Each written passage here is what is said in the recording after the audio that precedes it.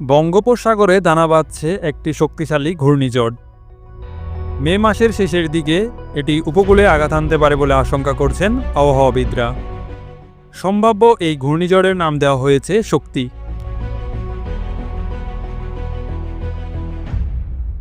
কানাডার সাসকাচুয়ান বিশ্ববিদ্যালয়ের আবহাওয়া ও জলবায়ু গবেষক মোস্তফা কামাল পলাশ জানিয়েছেন, আগামী 23 থেকে 28 মের মধ্যে বঙ্গোপসাগরে এই ঘূর্ণিঝড়টি সৃষ্টি হওয়ার প্রবল সম্ভাবনা দেখা যাচ্ছে।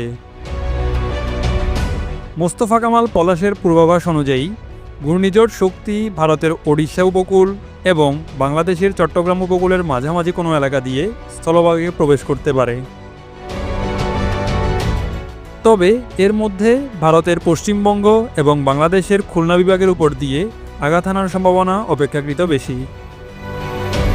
তিনি আরও জানান, সম্ভাব্য 24 থেকে 26 মের মধ্যে ঘূর্ণিঝড়টি উপকূলে আছড়ে পড়তে পারে।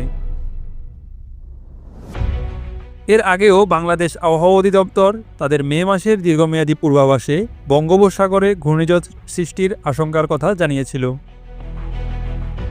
সেই পূর্বাভাসে বলা হয়েছিল, মে মাসে বঙ্গোপসাগরে 1 থেকে 3টি লঘুচাপ সৃষ্টি হতে পারে, যার মধ্যে অন্তত 1টি বা 2টি নিম্নচাপ বা ঘূর্ণিঝড়ে পরিণত হওয়ার সম্ভাবনা রয়েছে। আবহাওয়া অধিদপ্তরের এই পূর্বাভাস মোস্তফা কামাল পলাশের নতুন করে দেওয়া তথ্যের সঙ্গে সামঞ্জস্যপূর্ণ। ঘূর্ণিঝড় শক্তি যদি শক্তিশালী রূপ ধারণ করে উপকূলে আঘাত হানে, তাহলে উপকূলীয় অঞ্চলে ভারী বৃষ্টি, দমকা বা জড়ো হাওয়া এবং জলোচ্ছ্বাস হতে পারে। সংশ্লিষ্ট এলাকাগুলোতে ইতিমধ্যে সতর্কতা অবলম্বনের তাগিদ দেওয়া হচ্ছে।